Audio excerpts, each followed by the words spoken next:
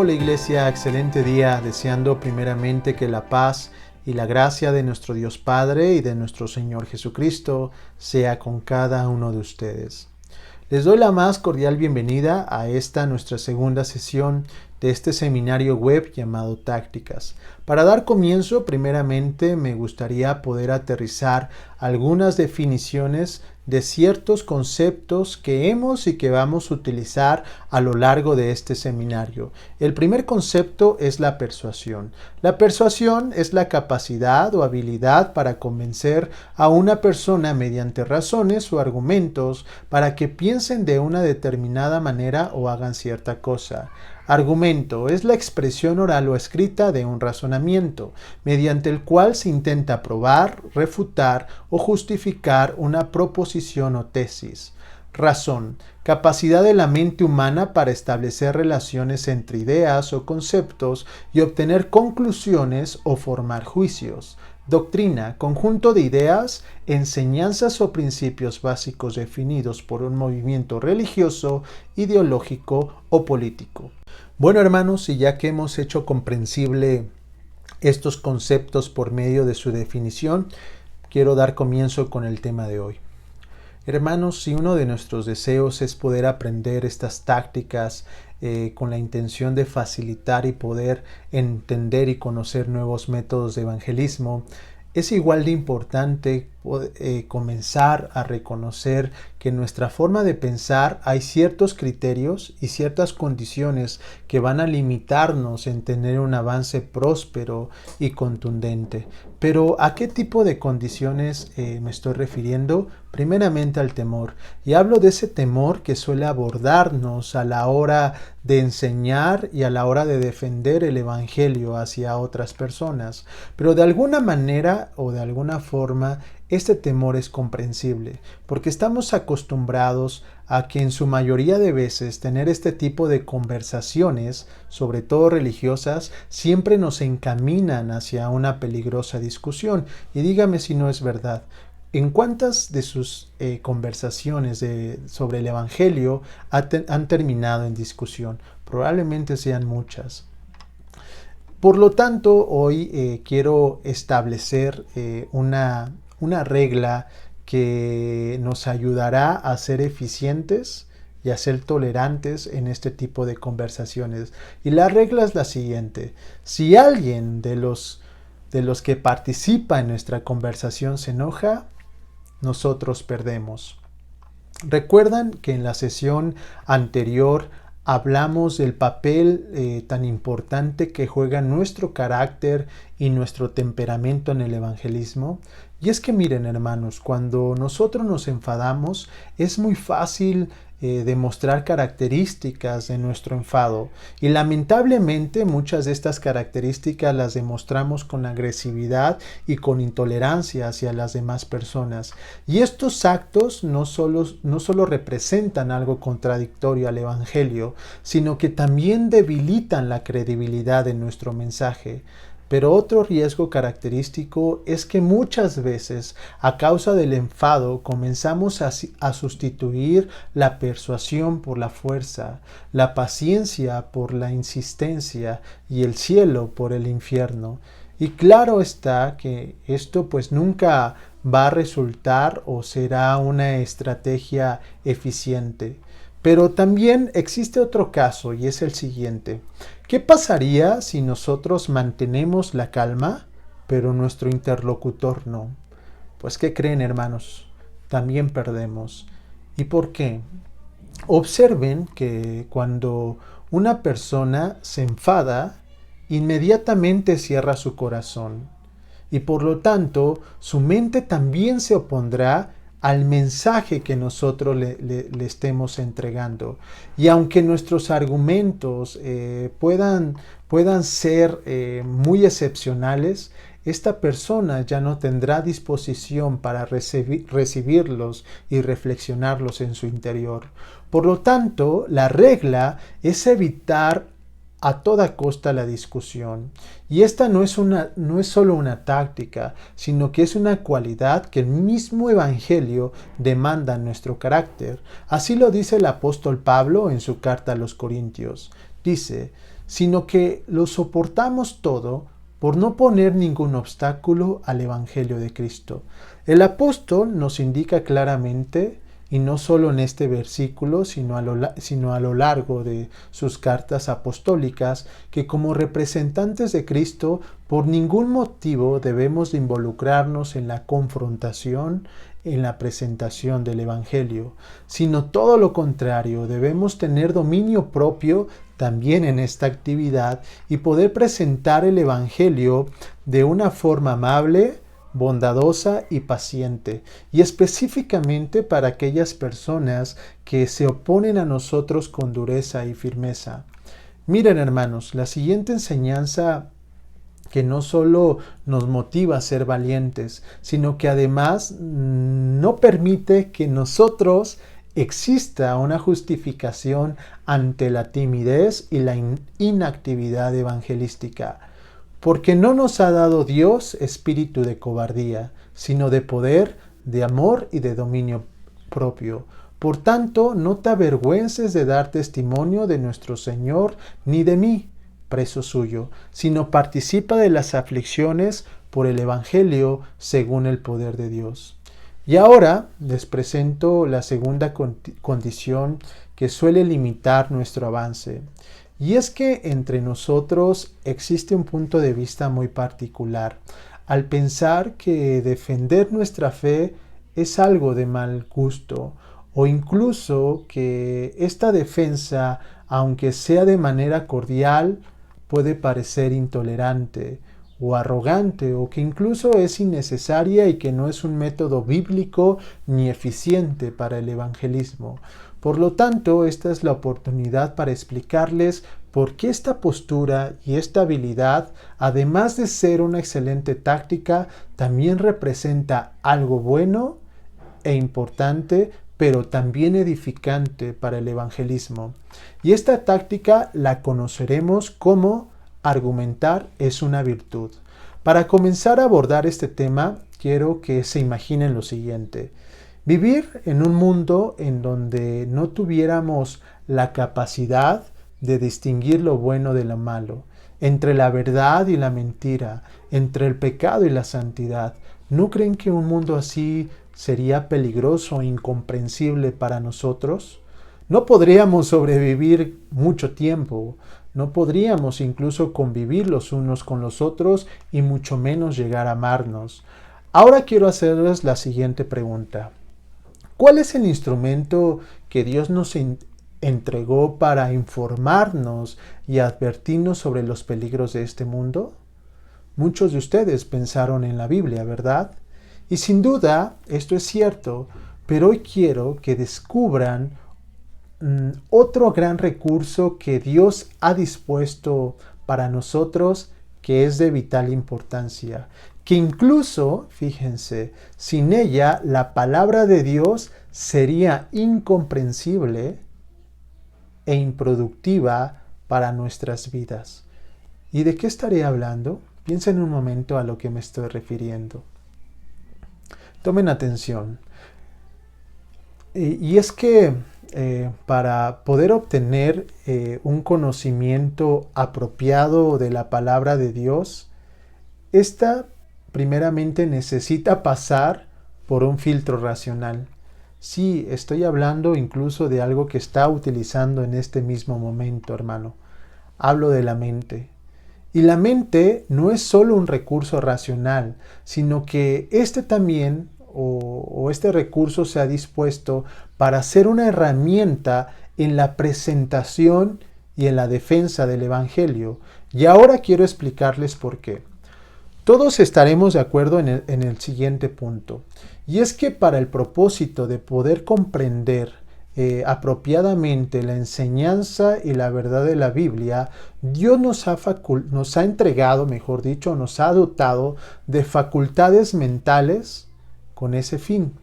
Pero no solo para el razonamiento y la comprensión, sino también para amarlo. Pero, ¿cómo amar a alguien que no conocemos? ¿O cómo podemos amar a alguien que no comprendemos? Dígame, ¿de qué nos serviría la Biblia, hermano, sin la mente? ¿De qué nos serviría la mente sin la razón? ¿O de qué nos serviría la razón sin los argumentos? Y ahora observe esta afirmación en las propias palabras de nuestro Señor Jesucristo. En Marcos 12:30, Él dice: y amarás al Señor tu Dios con todo tu corazón, y con toda tu alma, y con toda tu mente, y con todas tus fuerzas. Este es el principal mandamiento. ¿Lo notan, mis hermanos? ¿Qué tan importante es para Jesús amarlo con la mente, que incluso decidió añadirlo al mandamiento más importante? Pero también me gustaría aclarar lo siguiente, y es que amar a Dios con la mente no es para nada solamente un proceso pasivo o de pensamientos sentimentales y meramente religiosos. Amar a Dios con la mente es esforzarnos cada día en llegar a conclusiones sobre el entendimiento y la revelación que Dios hace por medio de su palabra y su doctrina, y poder enseñarla a los hombres por medio del Evangelio. Recuerdan que en la sesión anterior hablamos de la importancia que era entender y presentar el Evangelio con los fundamentos de los apóstoles y la sana doctrina. Hoy mi intención, hermanos, es que podamos en conjunto llegar a una reflexión sobre la responsabilidad que tenemos como embajadores de Cristo y en el cuidado tan particular que tenemos que poner a la hora de enseñar la doctrina o el Evangelio a cualquier persona. Ahora, mírenlo de la siguiente forma, hermano. El Evangelio, la mente y los argumentos son nuestro anzuelo como pescadores de hombres. Por lo tanto, debemos de esforzarnos de mantener el anzuelo dotado de una sana doctrina. Y sé que en este punto ustedes estarán diciendo: oye, hermano, pero tú prometiste que las tácticas que aprenderíamos aquí serían muy sencillas y que cualquiera podría aplicarlas incluso con un conocimiento limitado. Y eso es cierto, hermanos. Aunque este conocimiento limitado del que hablo está en el trasfondo y entendimiento de la doctrina básica del cristianismo. Es decir, para que estas tácticas puedan ser efectivas, al menos deberíamos de conocer y poder dominar las verdades más básicas de nuestra fe. ¿Y por qué insisto tanto en este requisito, hermanos? Aunque existen muchas razones para insistir en ello, quiero que vean lo que el apóstol Pablo dice en Gálatas, capítulo 1, del versículo 6 al 9. Me he maravillado de que tan pronto hayáis abandonado al que os llamó por la gracia de Cristo, para seguir un evangelio diferente, que en realidad no es otro evangelio, solo que hay algunos que os perturban y quieren pervertir el evangelio de Cristo. Pero si a nosotros o un ángel del cielo os anunciara otro evangelio contrario al que os hemos anunciado, sea anatema. Como hemos dicho antes, también repito ahora, si alguno os anuncia un evangelio contrario al que recibisteis, sea anatema. ¿Pero qué significa la palabra anatema? Significa etimológicamente ofrenda, pero su uso principal equivale al de maldición, en el sentido de condena o ser apartado de una comunidad de creyentes. Después de esto, hermanos, díganme, ¿podemos enseñar por enseñar? ¿O probablemente esta actividad se vuelva aún más importante para nuestra vida cristiana? ¿Se dan cuenta, hermanos, de que no es permitido enseñar un evangelio falso?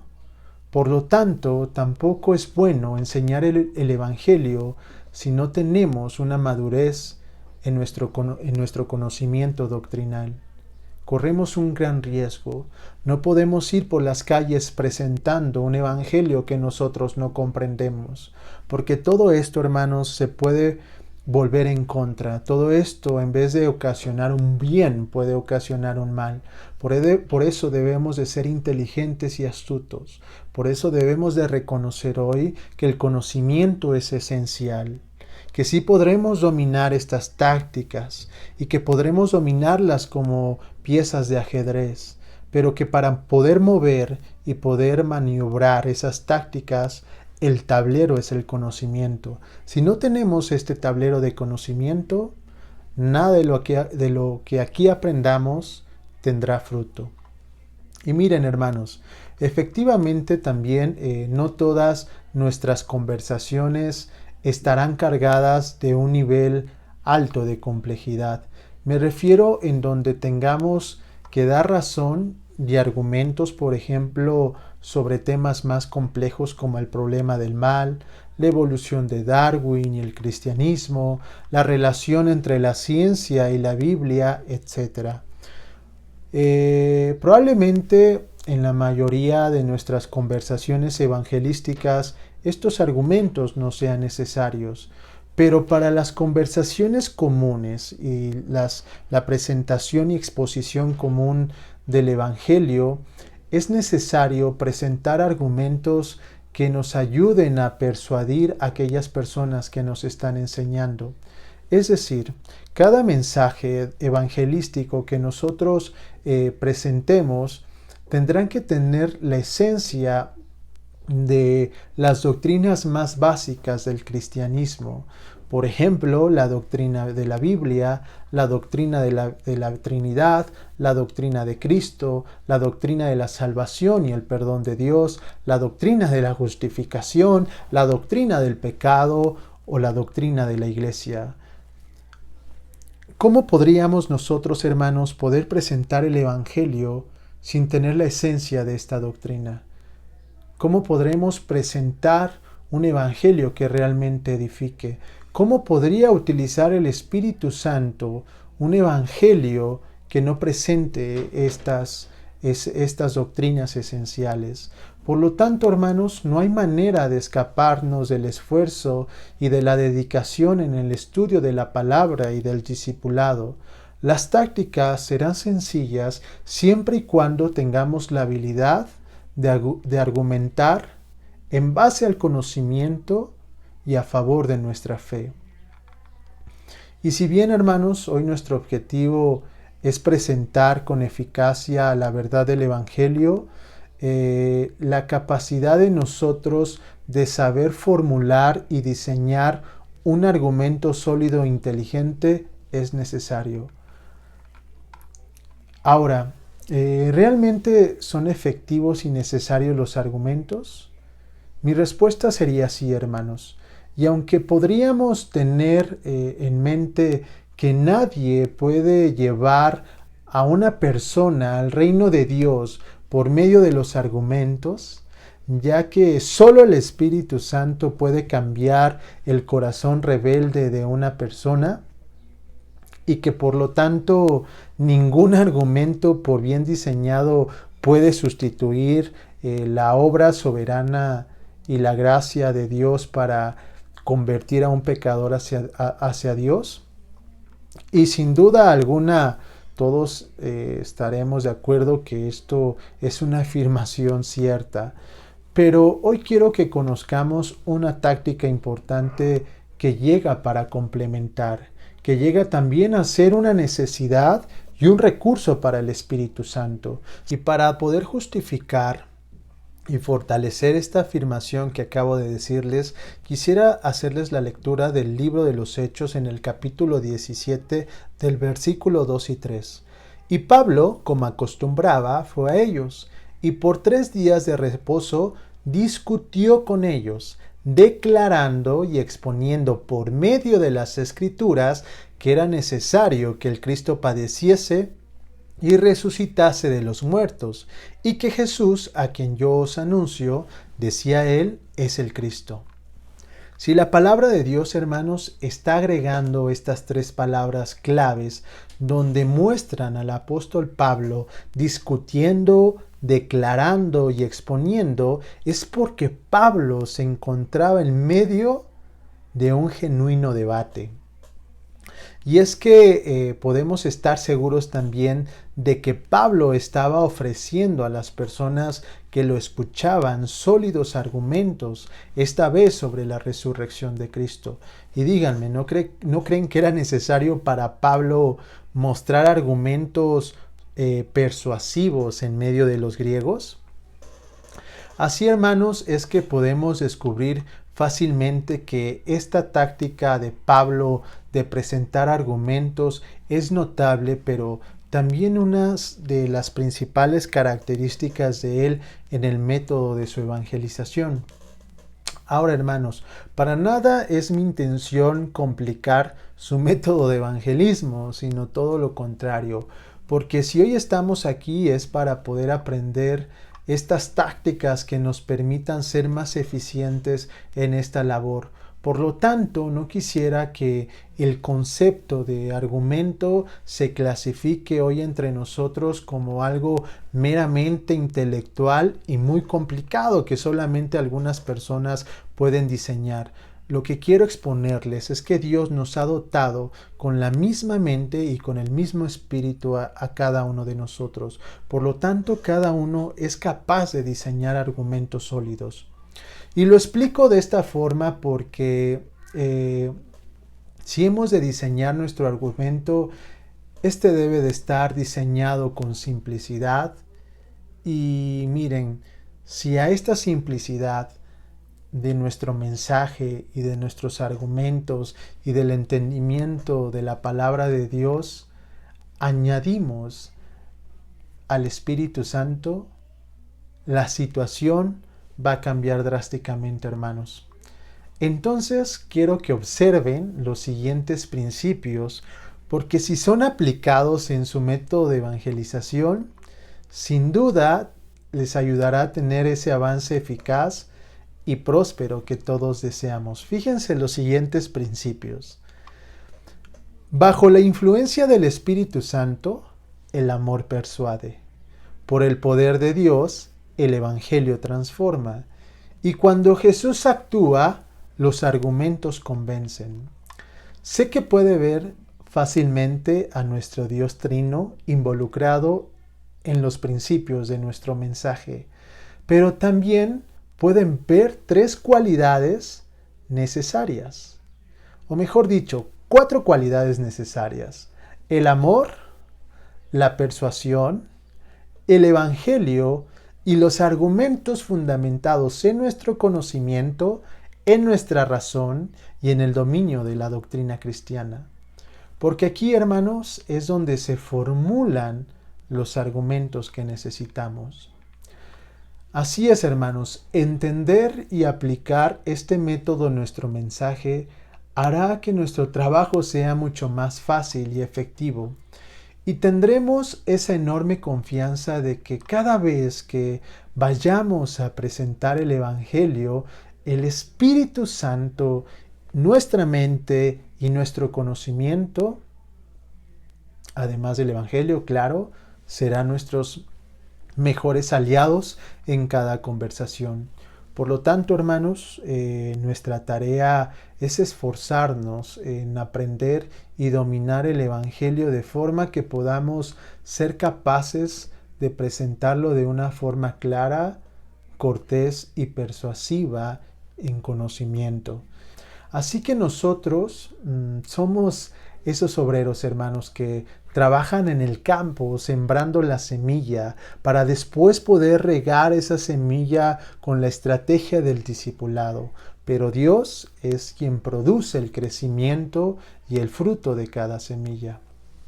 A esta táctica, hermanos, le llamaremos 100% Dios y 100% yo.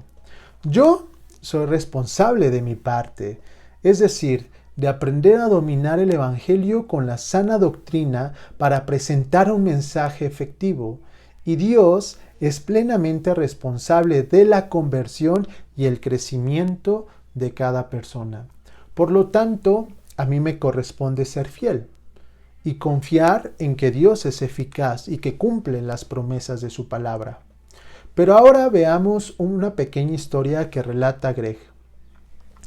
Él nos cuenta lo siguiente: al poco tiempo de mi conversión, La esposa de mi mentor me dio un consejo a partir del capítulo 10 del Evangelio de Juan. En este capítulo, Jesús utiliza una figura literaria para referirse a la obra del Espíritu Santo cuando Él atrae a alguien a la cruz de Cristo. Mis ovejas oyen mi voz, y yo las conozco y me siguen, y yo les doy vida eterna, y no perecerán jamás, ni nadie las arrebatará de mi mano. Y este consejo lo comparto porque sé que les entregará tranquilidad a muchos de ustedes, ya que probablemente han experimentado en su evangelización lo siguiente. Algunas veces, hermanos, han notado que su mensaje parece caer en oídos sordos y necios, mientras que otras veces parece tener un efecto positivo y espiritual en las personas que nos escuchan. Ahora los invito también a mirar lo siguiente. Cuando compartan el Evangelio, hermanos, pongan atención en cómo responden las ovejas. Y aunque parezca que la mayoría ignoran su mensaje, habrá un momento muy específico en que podremos descubrir a ciertas personas que empiezan a atender el llamado del verdadero pastor, que es nuestro Señor Jesucristo. También quiero compartirles la siguiente estrategia que utiliza Katy, la esposa del hermano Greg, porque sé que podría ayudarles a muchos de ustedes en evitar ese estado de frustración y de desesperación por no lograr convencer a ciertas personas. Pero también les dará una pauta para entender que a veces abandonar la insistencia con ciertas personas es sano y que es importante también en oración poder dejar a estas personas en las manos de Dios. La estrategia de Katy dice lo siguiente. Katy entendía que el cambio de corazón era obra de Jesús. Puesto que tenía esta confianza, el Espíritu Santo iba por delante, mientras que ella se limitaba, por así decirlo, a buscar a personas que le estuvieran buscando a ella, es decir, aquellos cuyos corazones estaban ya suavizados por el Espíritu Santo. Esas eran personas en las que ella invertía su tiempo. El resto lo dejaba en las manos de Dios. Ahora quiero enseñarles una táctica que podría sorprenderles que el hermano Greg utiliza en su método de evangelismo. Y es que él no integraba en sus primeros pasos llevar a una persona a tomar una decisión o aceptar a Jesús en su corazón. Él nos explica que en cada una de sus conversaciones él tenía una meta más modesta, porque al momento de hablar con alguien, su única intención era colocarle una táctica que él nombra una piedra en el zapato. En otras palabras, él quería dejarles algo en qué pensar, algo que no pudieran ignorar, una molestia que fuera positiva y edificante para el alma de su interlocutor. Esta táctica, una piedra en el zapato, hermanos, créanme que podría librarnos a nosotros también de una gran presión, porque esta nos permitiría o nos va a permitir que vayamos directamente a la esencia del Evangelio y que entendamos realmente qué es lo que está a nuestro alcance por medio de nuestras capacidades y realmente cuál es nuestra capacidad como embajadores de Cristo. Y aunque una persona, hermanos, no responda a nuestro mensaje, no significa que no hayamos hecho nuestra labor o nuestra tarea. El mismo Señor Jesucristo nos ha dicho que tenemos el derecho de sacudirnos los pies y seguir adelante. Por lo tanto, hermanos, no tenemos que llegar a esa decisión en cada uno de nuestros encuentros. Y esto lo digo principalmente por dos razones. La primera, sé que le va a gustar mucho escucharlo, charla y le va a parecer interesante, porque aunque es tarea de todos anunciar el Evangelio, no todos contamos con los mismos dones según el propósito de Dios. Veámoslo de la siguiente forma. Entre nosotros, algunos tienen el don de llevar con facilidad a las personas a tomar una decisión con lo que respecta a Jesús. ¿Recuerdan la analogía que Jesús utiliza en el capítulo 9 de Mateo sobre las mies? Bueno, este primer ejemplo de hermanos tienen el don de recolectores, vamos a llamarlo así. Es decir, cuando el trigo ya está maduro, ellos son capaces y tienen la tarea de recolectar. Sin embargo, la mayoría no somos recolectores, sino labradores. Es decir, somos aquellos que tenemos el oficio de trabajar y cultivar la tierra para que otros, en su debido tiempo, puedan recoger la cosecha. Así que, hermano, es importante que puedas identificarte para que en ti no haya lugar para el desánimo, porque ambas partes son importantes en el proceso del evangelismo, ya que no se puede obtener la una sin la otra. Y la segunda razón por la que no tenemos que llegar al pie de la cruz en cada encuentro es que en la mayoría de los casos, como ya lo vimos en la analogía de las mies, el trigo aún no está maduro. Es decir, las personas con las que hablamos no están espiritualmente maduras. Probablemente de alguna manera ya estén considerando las doctrinas del cristianismo, pero hermanos, presentarles un mensaje que no entiendan incluso puede resultar peligroso y contradictorio, porque esta persona naturalmente rechazará un mensaje que no entiende y que ella piensa que no necesita. Lo más grave de la situación es que será mucho más difícil volver a esta persona la próxima vez. ¿O qué les parece, hermanos, si volvemos atrás un momento y recordamos nuestro propio recorrido con Jesucristo? No nos convertimos directamente en lo que hoy somos, ¿o sí, hermanos? Sino que hubo un proceso en el que Dios tuvo que cambiar y trabajar en nuestras vidas. Así, hermanos, que seamos pacientes al escuchar, seamos pacientes al entender y seamos pacientes en el argumentar. Pero ahora veamos la siguiente historia que nos relata el hermano Greg. Él dice: hace algunos años estuve hablando con un abogado judío que no entendía por qué tenía que creer en Jesús. En su caso, mi intención no era llevarlo a un momento de decisión en que pudiera preguntarle: ¿quieres recibir a Cristo? Sino ponerle una piedra en el zapato. Le propuse dos cuestiones para su reflexión. Tenía que dirigir una información vital antes de estar preparado para un verdadero compromiso. Si alguna vez tomaba la decisión de poner su confianza en Jesús, quería que fuera una decisión informada y meditada, no causa de una relación emocional que se abandonaría más tarde. Y miren, hermanos, esta, además de ser una buena táctica, es una extraordinaria enseñanza. ¿Y cuántos casos existen de personas a las cuales les hemos predicado el Evangelio y a lo mejor han asistido a la iglesia, a lo mejor han tomado la decisión de recibir a Jesús, pero en menos de 3 meses han decidido abandonar su fe? Y esto suele pasar muchas veces porque nosotros los encaminamos a tomar una decisión basada en sus emociones y basadas en la religión, no una decisión que esté basada en el conocimiento, en el entendimiento y en la información que realmente necesitan, hermanos. Por eso es tanto la importancia de poder presentar el Evangelio con las doctrinas esenciales. Ahora quiero continuar con la siguiente historia que nos comparte el hermano Greg.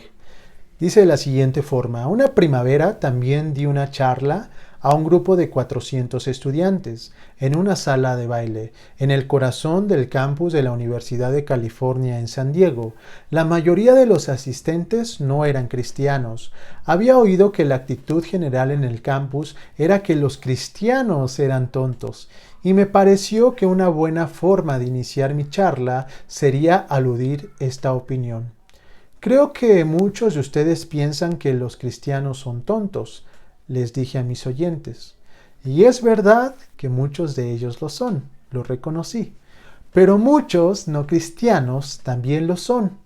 Así que no veo que ganen nada con eso. Lo que quiero hacer esta noche es mostrarles que el cristianismo no es nada absurdo. Y a continuación les expuse mi modesta meta. No estoy aquí para convertirlos esta noche, les dije. Solo quiero ponerles una piedra en el zapato.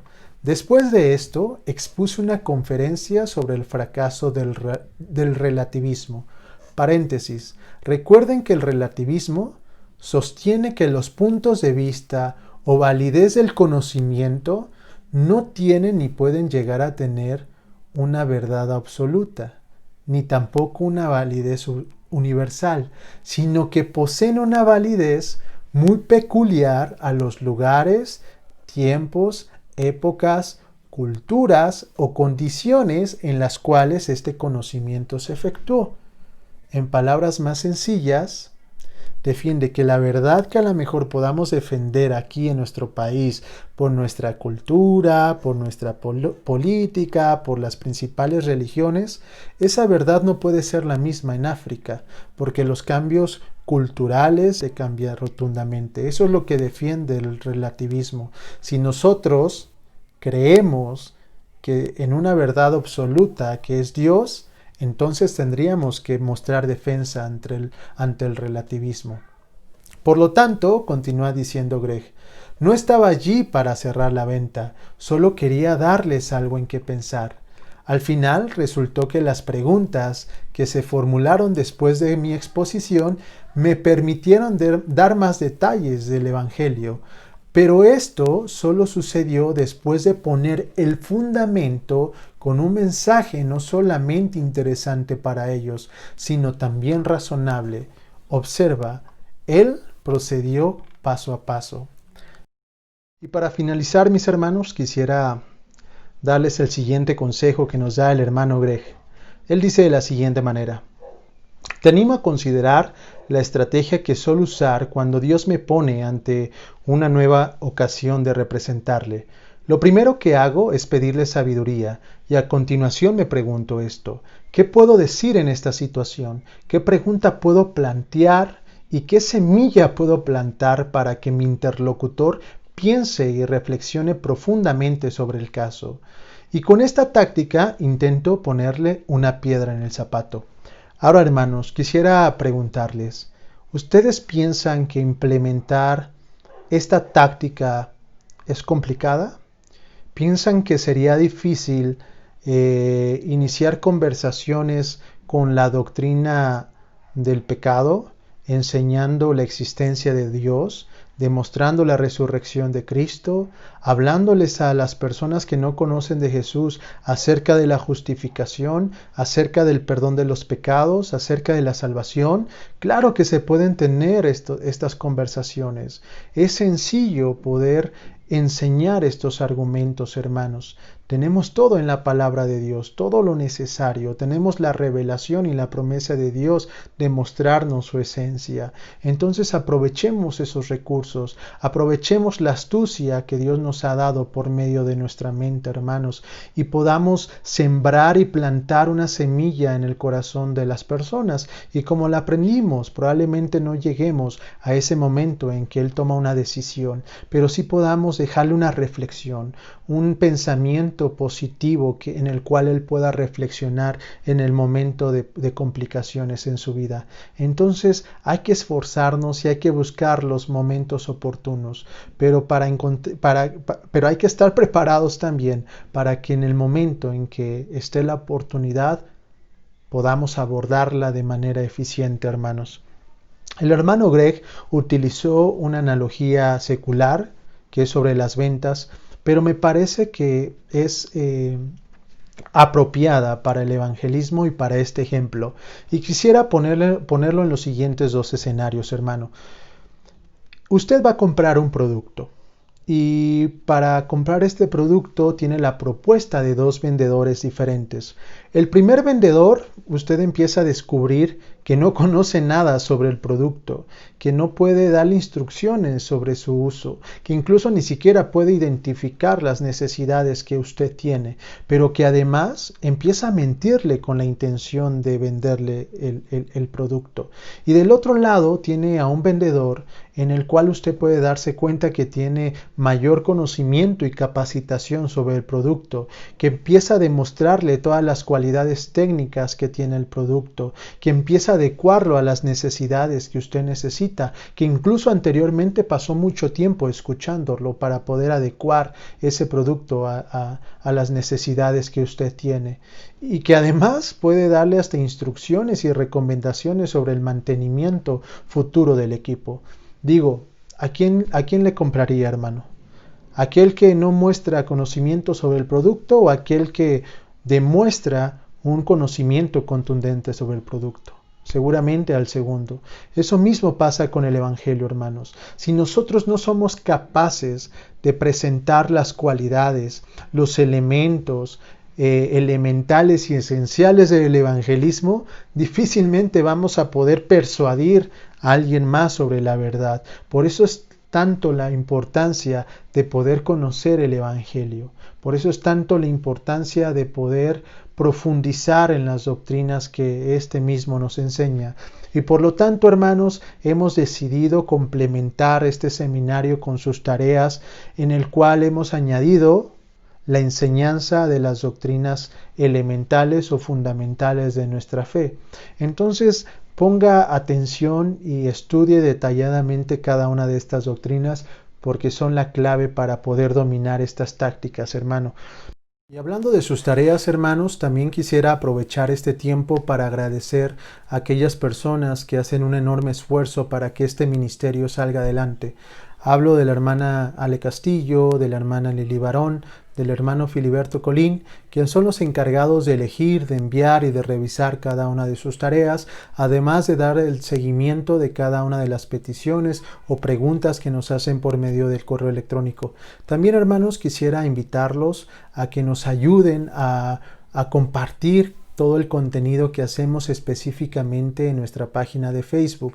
Y es que hemos elegido un mensaje muy singular para aquellas personas que no conocen nada acerca de Jesucristo o que quieren atender al llamado que el Señor tiene para sus vidas. Ayúdenos a compartir, hermanos, porque este no solamente es un método de evangelismo, sino que también les ayudará a tener apertura para iniciar conversaciones espirituales, hermanos.